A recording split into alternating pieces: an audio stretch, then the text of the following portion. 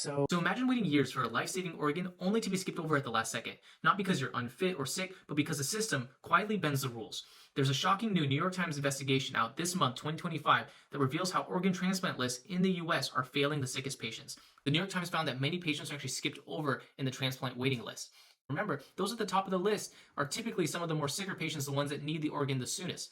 So, why are transplant officials skipping some of the sickest patients? Well, one, pressure to increase transplants, whether it's internal pressure, pressure from the hospital, pressure from the government. Open offers, this is a fundamental flaw in our system. It's basically a shortcut favoring certain hospitals. Basically, these organ procurement organizations or OPOs can basically tell a hospital, hey, we have an organ for you and you can give it to whoever you like. And then they ultimately decide it. They had a case in the New York Times where there was this patient top on the list at UCLA, but ultimately the OPO gave it to Keck School of Medicine, and Keck School of Medicine had it to somebody that wasn't sick, that wasn't in immediate need of this organ, and ultimately leaving the patients at the top of the list at UCLA, who were next in line on the wait list to not get that organ, to ultimately suffer the consequences. And then finally, hospital competition. Hospitals compete for quote unquote these open offers to increase the transplant numbers and revenue, basically creating hot lists for preferred patients. Ultimately, it can be a money game. If you have hospital admin, which is ruining the healthcare system in the US as we know it, basically going to these OPOs and saying, hey, we have the transplant surgeons, we have the infrastructure, we have the patients, we need to get more of these transplants because these transplants allow us to do the surgeries, allow us to increase the revenue. We have healthy patients, so our outcomes are going to be better. When the government looks at our outcomes of transplants, they're going to see that we have great,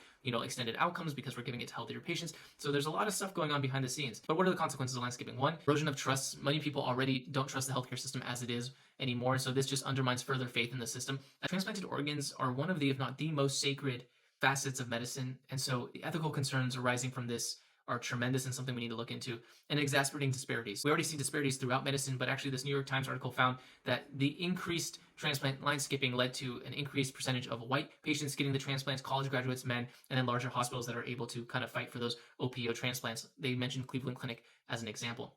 So we have an organ transplant system, you have a wait list, you have an algorithm, it identifies who is in need, but ultimately now we're getting these systems that bypass this transplant wait list. There's more likely a financial incentive. I wouldn't be surprised if, like anything, there's some component of favoritism, there's some component for kickbacks as it relates to transplants. So I'm really happy the New York Times covered this because it's something that I wasn't aware of, and we all think of transplant wait lists as these sacred, holy, kind of untouchable, ethically pure systems, but we're seeing now in even one of the most sacred systems in our healthcare system, there can be quite a few concerns with a lot of hidden incentives. So I hope you found this helpful. Let me know what you think.